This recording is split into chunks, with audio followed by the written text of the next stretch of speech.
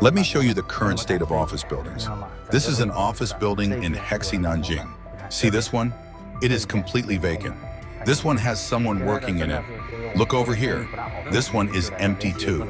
It is really like what we have been saying. Business is tough. The reason is this. Even office buildings cannot be rented out. Look, it is all empty here. How difficult is it to sell office buildings in Zhengzhou right now?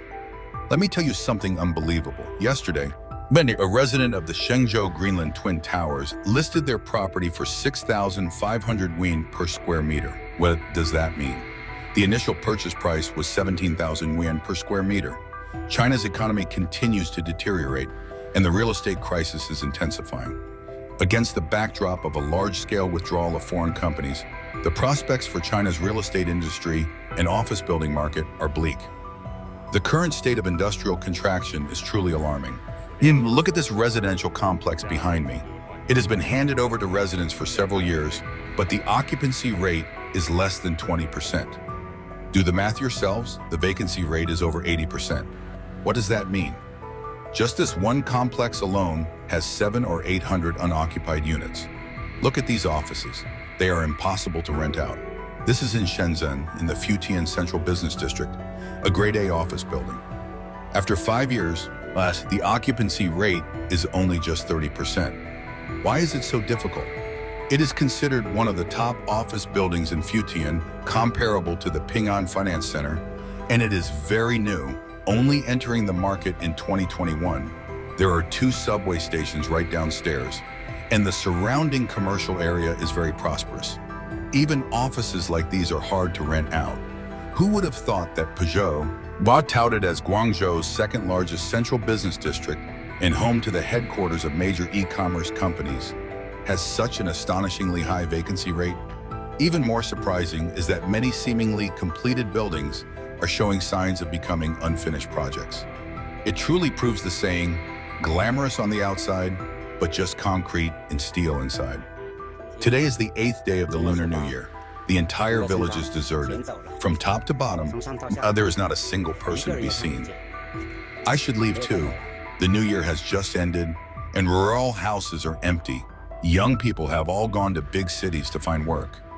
In Guangzhou, the city with one of the largest concentrations of migrant workers, the current scene is truly heartbreaking. In the urban villages of Baiyun District, Haizhu District, and Panyu District, rows upon rows of village houses are plastered with red for rent signs, faded by wind and sun, yet no one inquires. In established commercial districts, such as Beijing Road Pedestrian Street, Sanyuanli, and Shisanhong, for sale signs are everywhere. The vacancy rate in core CBD office buildings has soared to 21.2%, and shop rents have fallen by 4.61%. Yet shops remain vacant. Even neighborhood eateries are changing their signs every few days, eventually resorting to prime location for sale plastered on their storefronts. Some say Guangzhou is like it has been put on pause. Its former bustling activity and vibrant atmosphere seem to have vanished overnight. Empty urban villages, empty shops, empty factories. This wave of vacancy is quiet, but its impact is devastating. Many are asking why this once millennial commercial capital has fallen to this state. Has it truly entered an economic depression? Looking around the entire market, it is all empty shops, not a soul in sight. Yet so many people chose this spot after the news that the Gaoqiao wholesale market was relocating.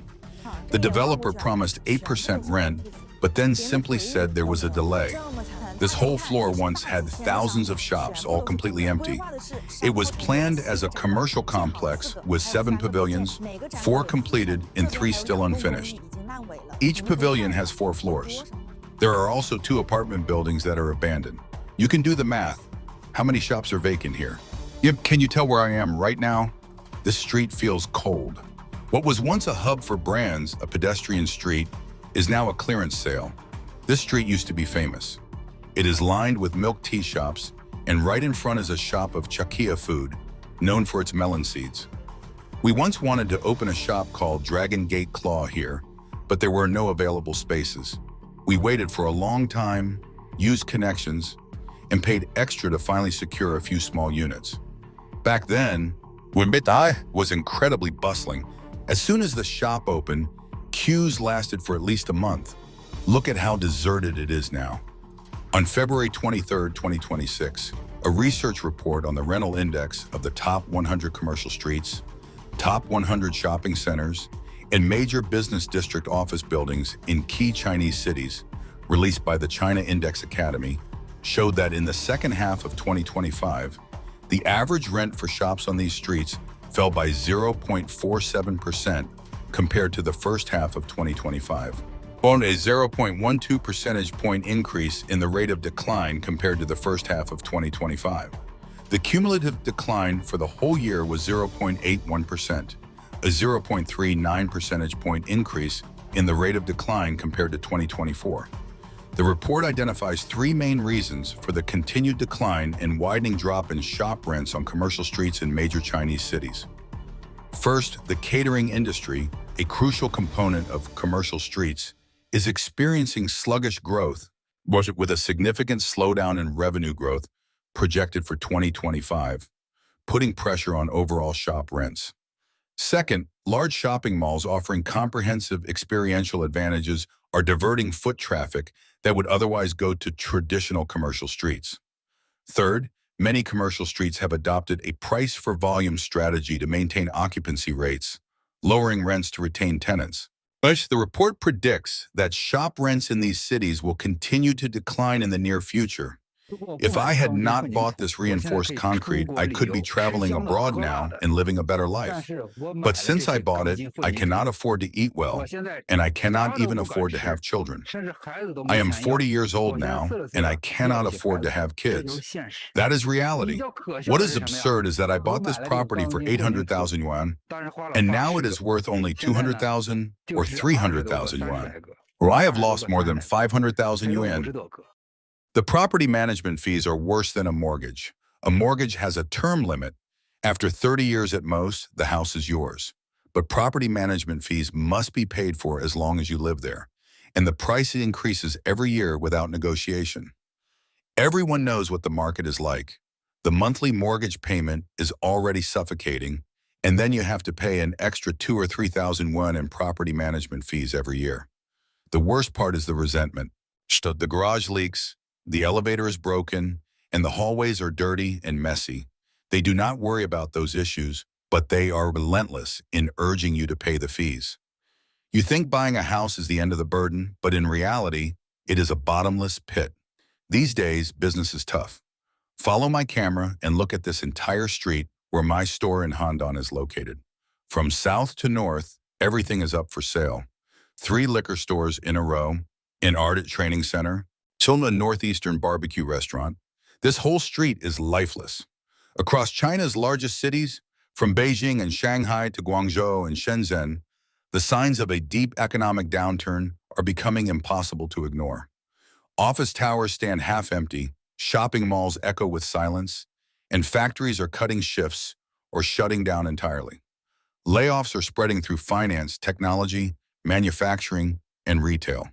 Small and medium-sized businesses, once the backbone of urban employment, and are declaring bankruptcy in waves. What once looked like a temporary slowdown now feels like a structural contraction. The fear is no longer about slower growth, but about survival. Unemployment is quietly reshaping daily life. University graduates struggle to find stable jobs, while experienced workers face sudden salary cuts or forced resignations. Families that once felt secure are now calculating every expense. Dining out has become a luxury, travel plans are canceled, and even basic consumption is shrinking. The phrase tightening the belt is no longer symbolic, it is reality. People are saving aggressively, postponing marriages, delaying childbirth, and avoiding major purchases. Confidence, once the engine of consumption, is fading. Bankruptcies and closures are no longer isolated cases. They are visible on every commercial street. For rent and for sale signs cover storefronts that once thrived. Yet entrepreneurs who borrowed heavily during the boom years now face crushing debt with declining revenue. Property owners watch asset values fall while mortgages remain unchanged. The pressure builds quietly but relentlessly.